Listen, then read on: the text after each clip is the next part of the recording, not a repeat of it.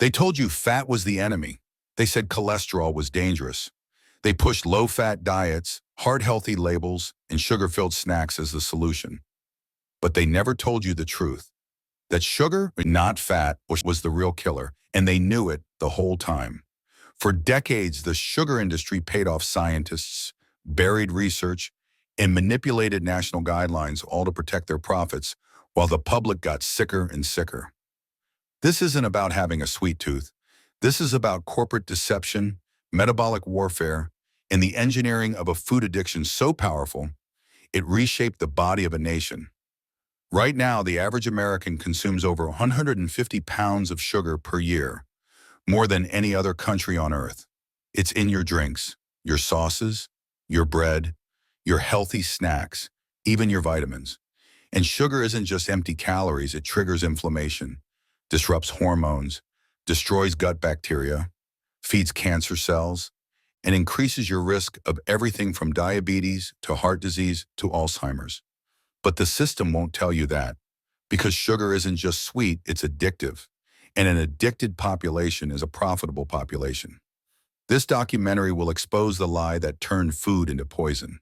We'll follow the money, the science they tried to hide, and the broken health system that still defends sugar as safe in moderation. This isn't just about cutting back. It's about waking up before the next generation pays the price. The sugar industry didn't just profit from addiction, they created it. In the 1960s, internal documents from the Sugar Research Foundation, now known as the Sugar Association, revealed a stunning truth. They paid Harvard scientists to downplay the risks of sugar and shift the blame onto fat. That one move changed everything. Because instead of warning the public about sugar's link to heart disease, obesity, and metabolic dysfunction, doctors were trained to fear saturated fat. Butter was demonized. Eggs were blamed. Animal fats became the villain. And in their place, low-fat, fat-free products loaded with sugar. Cereals, yogurts, health bars, and juices all became sugar bombs, disguised as health food. And because the fat was gone, people were never full, so they kept eating, and sugar kept winning. Meanwhile, the food pyramid crafted by industry influence agencies put grains and carbs at the base. Not fruits, not vegetables, refined insulin-spiking carbs. It was the perfect trap. The more you followed the guidelines, the sicker you got, and the more they said it was your fault. By the 1980s, obesity rates started rising. So did diabetes. So did fatty liver disease. And by the 2000s, even children were being diagnosed with chronic conditions that once only affected adults. And still, no one pointed to sugar.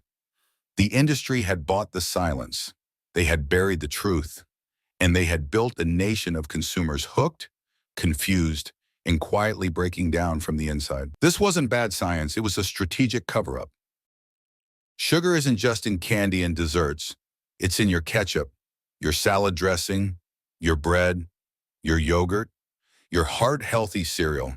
It's even in baby formula, conditioning children to crave it before they can even walk. This is by design. The food industry knows sugar lights up the same reward centers in the brain as cocaine. It triggers dopamine. It gives you a quick high, and then it crashes, leaving you wanting more. But here's the twist. The more sugar you eat, the less sensitive your body becomes to it. That means your brain needs more to feel satisfied. Your cells need more to function. And your blood sugar spikes higher and crashes harder. This cycle is the foundation of metabolic disease. It leads to insulin resistance, then prediabetes, then full-blown type 2 diabetes, and in between it damages blood vessels, nerves, hormones, and even the brain. Yet the system still says, just eat in moderation. But how can you moderate something that's been chemically designed to override your hunger signals? This isn't willpower. It's biology, hijacked by billion-dollar food corporations.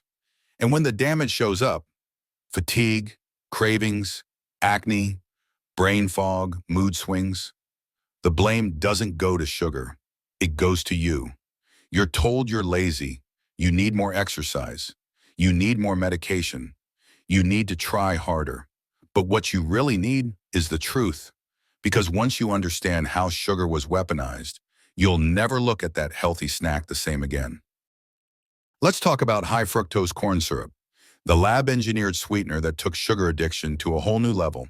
In the 1970s, the US had a problem. Sugar was getting expensive. Corn, on the other hand, was being subsidized by the government, making it dirt cheap.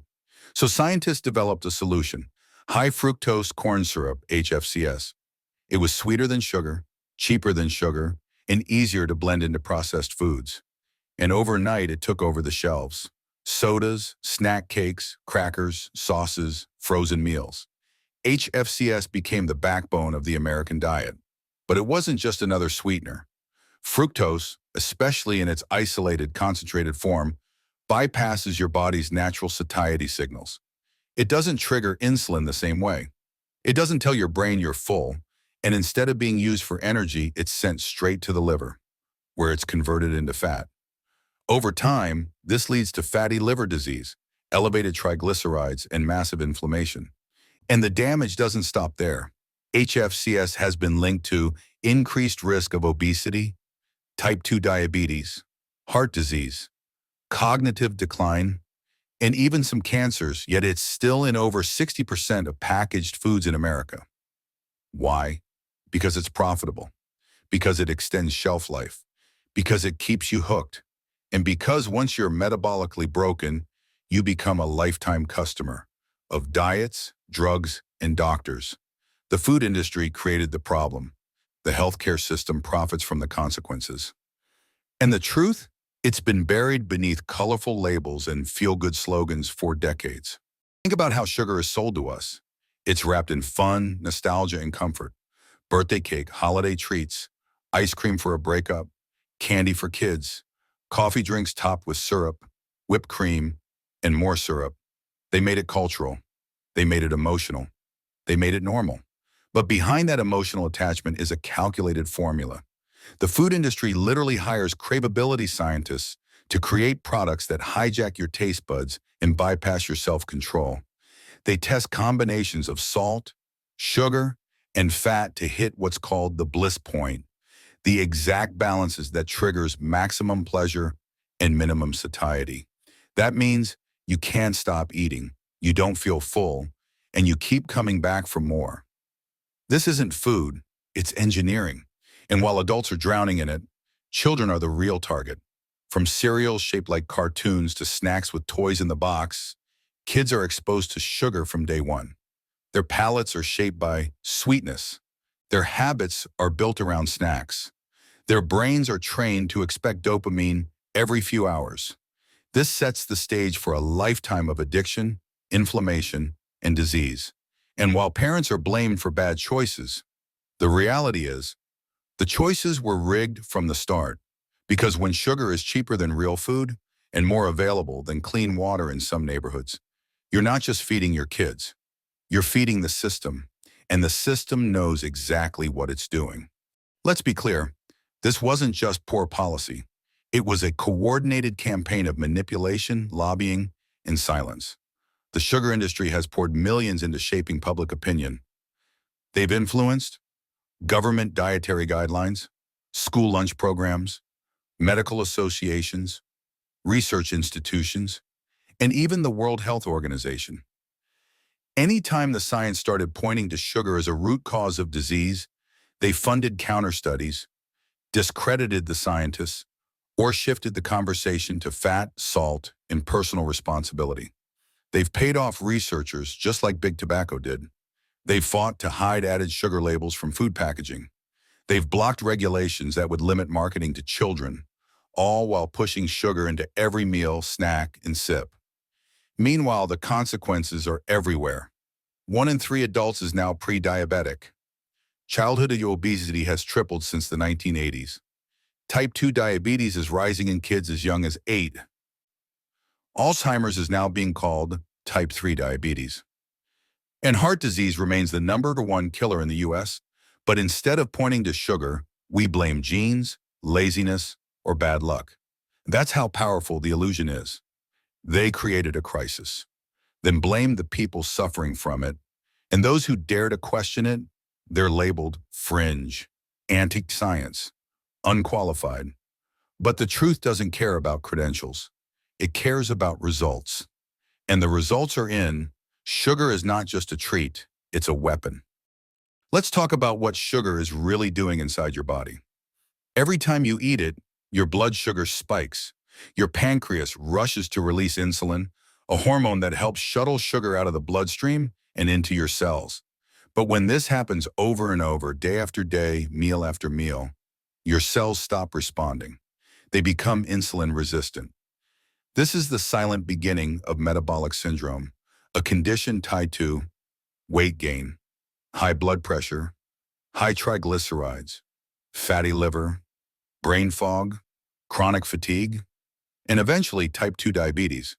But sugar doesn't just break your metabolism. It breaks your immune system too. High sugar intake suppresses immune function for hours at a time. It feeds the bad bacteria in your gut. It causes chronic, low-grade inflammation, which experts now recognize as the root of most modern diseases. That includes heart disease, Alzheimer's, cancer, autoimmune conditions, and even depression. Yes, sugar affects your mood. It creates the energy crashes. It disrupts hormones like cortisol and serotonin. It contributes to anxiety, irritability, and emotional instability. And while all this is happening, you're craving more of it because sugar doesn't fuel your body. It enslaves it. It gives you just enough energy to function, then pulls you into a cycle of spikes, crashes, and dependency. It's not a harmless indulgence. It's a slow-acting chemical attack, and it's happening in plain sight every single day. Now let's talk solutions, because once you understand the trap, you can start climbing out. First, read the labels. Sugar hides under dozens of names: high fructose corn syrup, cane juice, dextrose, maltodextrin, fruit concentrate, glucose, sucrose, agave nectar. If it ends in OSA, assume it's sugar. And if it's in the top 3 ingredients, put it back. Second, stop drinking it. Soda, energy drinks, bottled teas, sports drinks, flavored coffees, all liquid sugar. Even fruit juices, yes, even 100% natural, can contain more sugar than soda. Liquid sugar hits the bloodstream faster. There's no fiber to slow it down, and your body can't keep up. Third, eat whole, real food. Cook at home. Use ingredients your great-grandmother would recognize.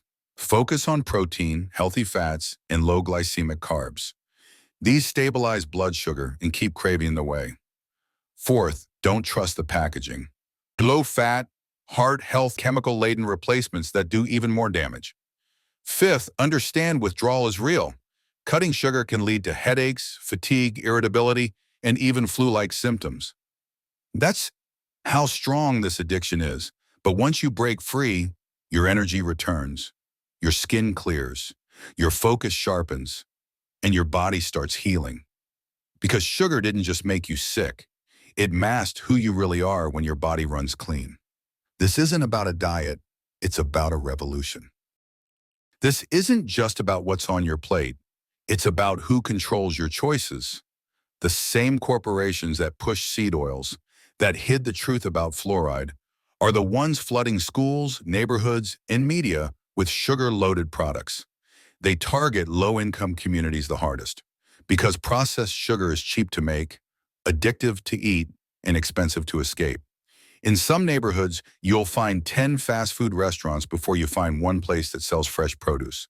Children are raised on dollar menu breakfasts. Teens live off the vending machines. Mothers are handed EBT cards but left with no access to clean nutrition. It's not a coincidence. It's by design. Because when you trap a population in a cycle of poor health, low energy, and emotional eating, you don't just control their food, you control their future. This is more than a personal issue, it's a social justice issue. Because while the rich are buying organic, low-carb, sugar-free options at upscale markets, everyone else is being slowly poisoned under the disguise of convenience.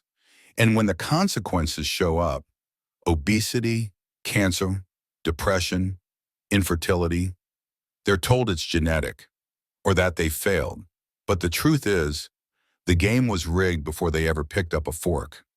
Breaking free isn't just about nutrition. It's about waking up to the bigger picture. Because this isn't just about food, it's about freedom. They told you sugar was harmless. They made it part of every meal, every celebration, every moment of comfort. They told you the problem was you. But now you know the real problem was never inside you. It was inside the system. Sugar wasn't just added to food, it was added to the culture, to the economy, to the healthcare crisis. And once it got in, it never let go. But now you have a choice. Every time you choose real food, you're voting again against the lie. Every time you teach your kids the truth, you're breaking the cycle. Every time you say no to the fake science, the fake snacks, and the fake health advice, you're reclaiming control. This isn't about never touching sugar again. It's about never letting it control you again. Because the most dangerous part of the sugar trap wasn't the calories. It was the silence. But that silence ends now. You've seen what they buried. You've learned what they hid. And this is only the beginning. Because if they lied about sugar, what else have they lied about? In the next episode of The Poisoning of the People, we expose how everyday household products, from cleaning sprays to deodorant to lotion, are loaded with hormone disruptors, cancer-linked chemicals, and toxins the FDA won't even regulate.